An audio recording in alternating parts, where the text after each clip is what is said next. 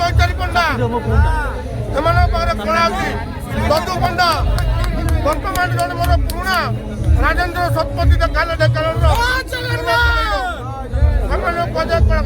କିନ୍ତୁ ଆମ ଯୁବ ସମାଜ ଆମ ଯୁବ ସମାଜ ବର୍ତ୍ତମାନ ଦେଖୁଛି କଣ ଯେ ଫେସ୍କଟ ଦାଢ଼ି ଆଉ ଯୋଉ ଖାଲି ପେଣ୍ଡାଳରେ